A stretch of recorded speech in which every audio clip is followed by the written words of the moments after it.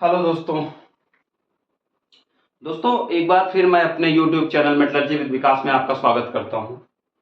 दोस्तों मैं आप लोगों से आज एक सवाल पूछना चाहता हूं और अगर आप लोग कमेंट कर रहे हो तब तो मैं ये वीडियो कई पार्ट में डाल दूंगा, नहीं तो छोटा सा डाल के छोड़ दूंगा। अगर आप लोगों को जरूरत लगे तो आप लोग मेरे को बताओ कमेंट में कि हाँ जी ये वीडियो डाल दो, मेरे लिए हेल्पफुल होगी, मैं बताऊंगा, मैं करूंगा इस चीज को। तो आप मेरे को बताओ कि आप लोगों को NABL के बारे में जानना है क्या? NABL क्या होता है, NABL क्यों करवाते हैं, NABL करवाने के लिए क्या जरूरत पड़ती है, कितने स्टाफ की जरूरत पड़ती है, क्या क्वालिफिकेशन की जरूरत पड़ती है, वट एवर जितना भी है। जो आज मैं वैसे भी जो टॉपिक लेके आया हूँ, मैं लेके आया हूँ NABL को कैसे फाइल करें, NABL सर्टिफिकेट कैसे लें, NABL सर्टिफिकेट लेने के लिए क्या करना पड़ेगा, ये सारी चीज मैं आपको डिस्कस करूंगा। अगर दोस्तों आप लोग नए हो तो फटाफट मेरे वीडियो को लाइक और सब्सक्राइब करो। कंटिन्यू वॉच करने वाले हो, लगातार मेरे वीडियो को वॉच करने वाले लोग हो तो आप लाइक करते रहो, कमेंट करते रहो। तो दोस्तों आज जो टॉपिक मैं आपसे डिस्कस करूंगा वो डिस्कस करूंगा NABL। NABL सर्टिफिकेट होता है दोस्तों, एक सर्टिफिकेट बॉडी है। इसको लेने के लिए क्या करना पड़ेगा, क्या प्रोसीजर है, क्या स्टैंडर्ड है, कैसे करना पड़ेगा, कैसे लॉगिन करना पड़ेगा, क्या स्टाफ रखना पड़ेगा, क्या जरूरत है, कैसे है, ये सारी चीज मैं आज आपको इस वीडियो में डिस्कस करूंगा। तो अगर आप लोगों को इसमें इंटरेस्ट है तो आप लोग कमेंट में मेरे को बताओ कि हाँ जी ये वीडियो आप आगे भी डालो। एक्चुअली ये वीडियो 4, 5, 6, 7, 8, 10 पार्ट में डालना पड़ सकता है, बहुत लेंथी प्रोसेस है और एक एक वीडियो में मैं 20 मिनट, 15 मिनट, 20 मिनट लूंगा, तब जाके आपको ये चीजें क्लियर होंगी और बिल्कुल शुरू से बताऊंगा कि क्या होता है, कैसे होता है, कौन एसेस करता है, वो सारी चीजें। अगर आपको लगता है तो आप मेरे को जरूर बताना। आज फिलहाल मैं आपको बताऊंगा NABL का सर्टिफिकेट हम कैसे लें, NABL सर्टिफिकेट लेने के लिए क्या प्रोसेस है, NABL सर्टिफिकेट लेने के लिए क्या क्वालिफिकेशन की रिक्वायरमेंट है, वो सारी चीज आज आपको बताऊंगा। तो दोस्तों सबसे पहले NABL का मतलब है नेशनल, चलो हिंदी में लिख देता हूं, नेशनल, ए का मतलब है एक्रीडेशन,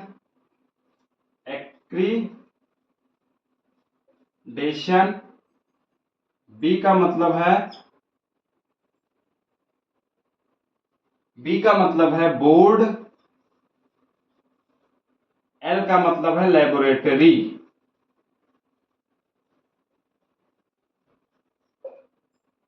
सॉरी चलो हिंदी इंग्लिश दोनों हो गया, कोई बात नहीं, इंग्लिशिया में लिख देते हैं। आप लोगों को इंग्लिश और अंग्रेजिया में ज्यादा समझ में आएगा। नेशनल एक्रीडेशन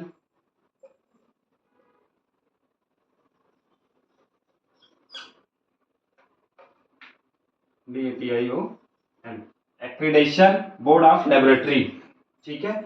ये दोस्तों क्या है, ये एक सर्टिफिकेट होता है जो कि लैब, मेटलर्जी लैब या कैलिब्रेशन लैब को देता है। एक थर्ड पार्टी बॉडी है, ये एसेस करता है, एसेस करके ये आपको सर्टिफिकेट देता है। अब इसको NABL को लेने के लिए जो स्टैंडर्ड है वो स्टैंडर्ड है दोस्तों ISO IEC 17025 ये तो दोस्तों इसका स्टैंडर्ड है। ISO IEC 17025 ये तो इसका सर्टिफिकेट है, ये रिवीजन है। अभी तक 2005 चल रहा था, अब 2017 आ गया, ठीक है। तो ये है आपका ISO IEC 17025 2017। तो सबसे पहले जो NABL लेने का दोस्तों सबसे पहला पॉइंट है वो है दोस्तों कि आपको ISO IEC 17025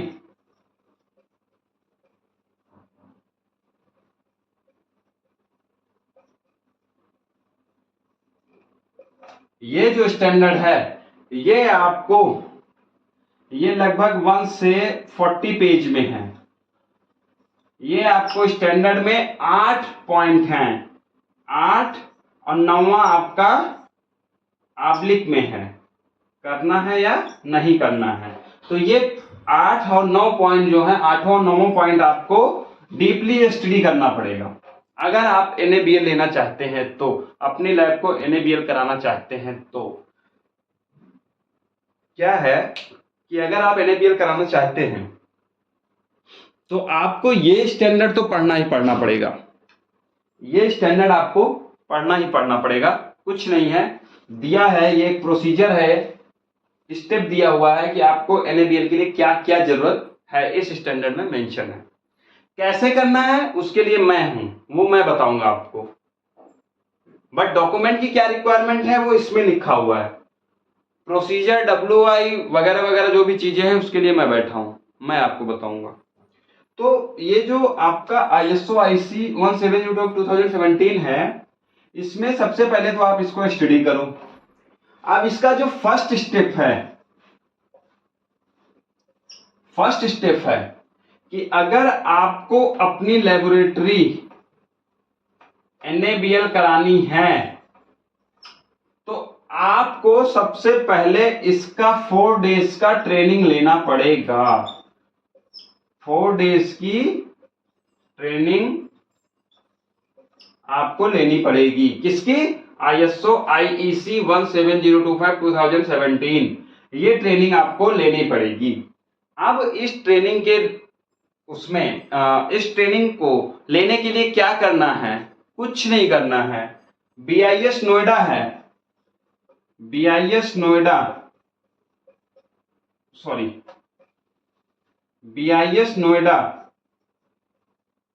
NITS नोएडा या SGS गुड़गांव,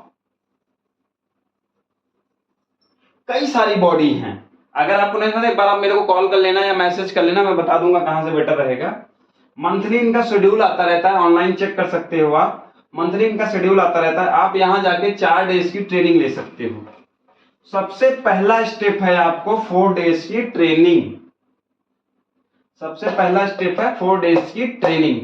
ये अपनी लेबोरेटरी को NABL कराने के लिए अगर आपके लेबोरेटरी में 5 से 6 लोग हैं तो कम से कम 1 से 2 लोग इस ट्रेनिंग को जरूर करें, और आप जरूर करवाएं, क्योंकि किसी एक बंदे के ऊपर ना, आप ओनर हो, आप तो करके ही रखो। अगर आप अपने डाउन द लाइन आपने रख रखा है, अपनी हेल्प के लिए मैनेजमेंट रख रखा है या डाउन द लाइन टीम रख रखा है, तो 1-2 लोगों को जरूर करवा के रखो, क्योंकि इस ट्रेनिंग के बिना आपको साइनिंग अथॉरिटी नहीं मिलेगी। अब इस स्टैंडर्ड के अकॉर्डिंग तो सबसे पहला स्टेप है कि आपको 4 डेज की ट्रेनिंग करनी है, मैंडेटरी है। दिस इज द मैंडेटरी है, तो आपको दोस्तों ये करना ही करना है। 4 डेज की ट्रेनिंग आपको करना है। अब ISO IEC 1702/2017, ठीक है। ये क्या है दोस्तों कि NABL का जो हेड ऑफिस है वो एक ही जगह है आपका इंडिया भर में, वो है गुड़गांव में, Gurgaon sector 44, near Hooda metro station, जिसको अब मेट्रोपोलियन मेट्रो स्टेशन कहते हैं। इफ्को चौक से एक स्टेशन आगे, लास्ट स्टेशन गुड़गांव का, अभी मेट्रो स्टेशन का 2024 मार्च में लास्ट स्टेशन है हुड्डा सिटी सेंटर, वहां पे आपका ये ऑफिस है। अब दोस्तों स्टेप 2 क्या है? स्टेप 2, आपने ट्रेनिंग ले लिया, 4 दिन का ट्रेनिंग आपने ले लिया, स्टेप फर्स्ट आपने कंप्लीट कर लिया। अब स्टेप 2 में आपका क्या है कि आपको अपनी लेबोरेटरी का डॉक्यूमेंट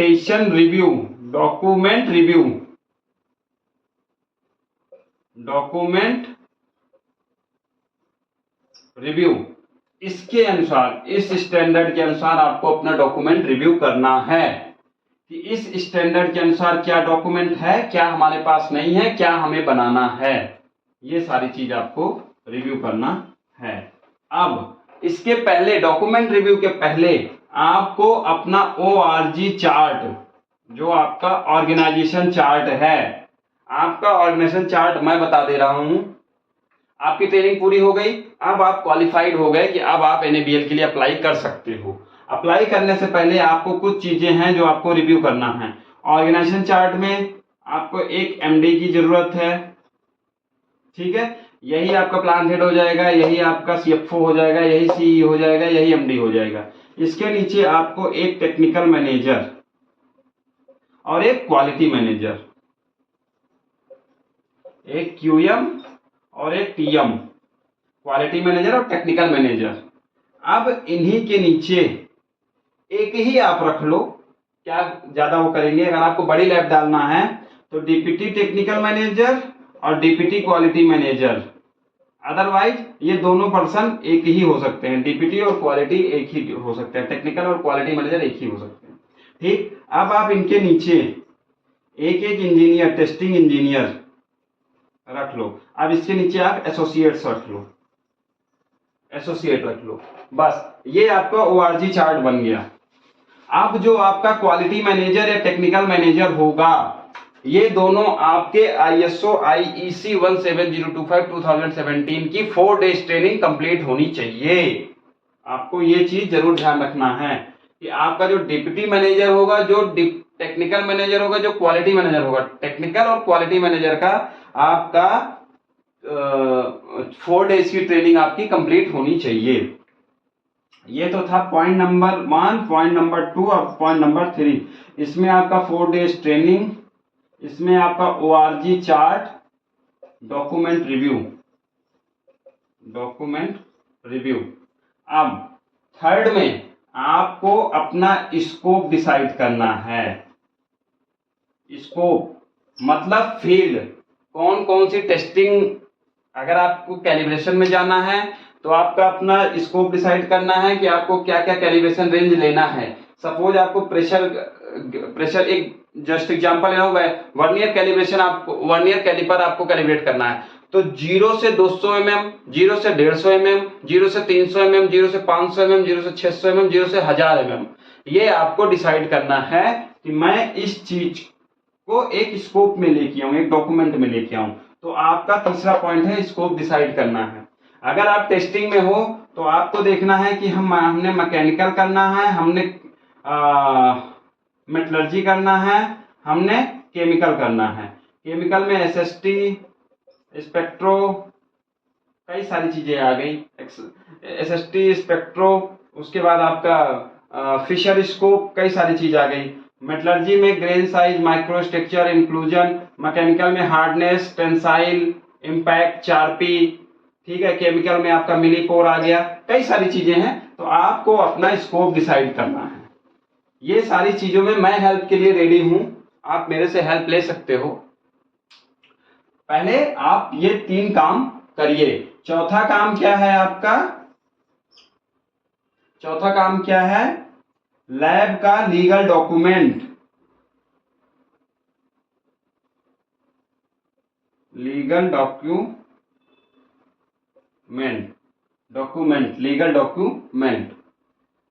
लैब का लीगल डॉक्यूमेंट। अब लीगल डॉक्यूमेंट क्या हो गया?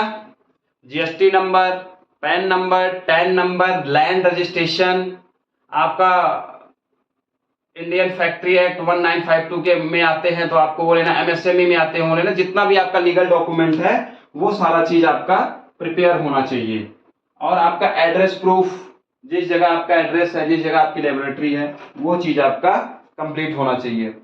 तो दोस्तों ये जो है NABL का ये चार पॉइंट। पांचवा पॉइंट है कि आपको इन हाउस लेना है या आउटसोर्स भी करना है आपको, या बोथ करना है, इन हाउस भी आउटसोर्स भी, ठीक है। ये आपको डिसाइड करना है। सपोज आपकी एक फैक्ट्री है, आपकी मैन्युफैक्चरिंग फैक्ट्री है, उसके अंदर आपको NABL लेना है अपनी लेबोरेटरी के लिए, अपनी कैलिब्रेशन लैब के लिए, अपनी टेस्टिंग लैब के लिए। तो आप सिर्फ इन हाउस ही करना चाहते हो एज वेल एज आप बाहर की भी टेस्टिंग करना चाहते हो, कमर्शियल टेस्टिंग भी करना चाहते हो, तो ये आपको डिसाइड करना है 5वां पॉइंट। तो दोस्तों फर्स्ट पॉइंट हो गया आपका 4 days training, ORG 4 document review, scope decide, lab legal document and as well as in house outsource या बोथ आपको लेना है। ये चीज आपको, इतना चीज आपको बिफोर रजिस्ट्रेशन ऑनलाइन NABL की साइट पे, ऑनलाइन NABL की साइट पे आपको जाने से पहले ये 5 पॉइंट आपको प्रिपेयर करना है।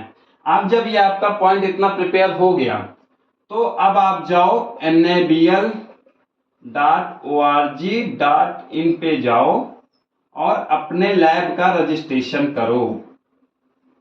रजिस्ट्रेशन रिक्वायर्ड, फॉर्म फिल करो, फॉर्म फिल, ठीक है।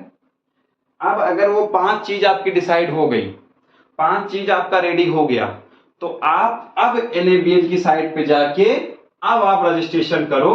रजिस्ट्रेशन करने के बाद जो फॉर्म ओपन होके आएगा उस फॉर्म में आपको फिल करो। उस फॉर्म को फिल करते टाइम आपको 2 चीज ध्यान देना है। एक तो आपका एड्रेस नहीं चेंज होगा, एक बार आपका फॉर्म फिल होने के बाद आपका एड्रेस नहीं चेंज होगा, मोबाइल नंबर नहीं चेंज होगा, कॉन्टैक्ट पर्सन डिटेल नहीं चेंज होगी। एक बार आपका लॉगिन हो गया तो उसको चेंज करने के लिए आपको दोबारा अप्लाई करना पड़ेगा, दोबारा फीस देना पड़ेगा, उसके बाद ही जाके चेंज होगा। तो आपको contact detail, contact person name और एड्रेस में आपको इस चीज में बहुत ज्यादा सावधानी बरतनी पड़ेगी। एक बार मैं लिख दे रहा हूं आपको,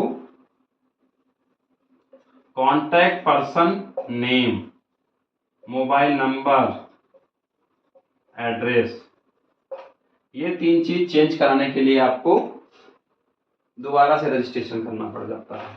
तो ये चीज आप ध्यान दीजिए। तो दोस्तों आज के लिए इतना ही है। आज के लिए NABL में आपको इतना ही बताऊंगा। आज का जो वीडियो डालूंगा वो NABL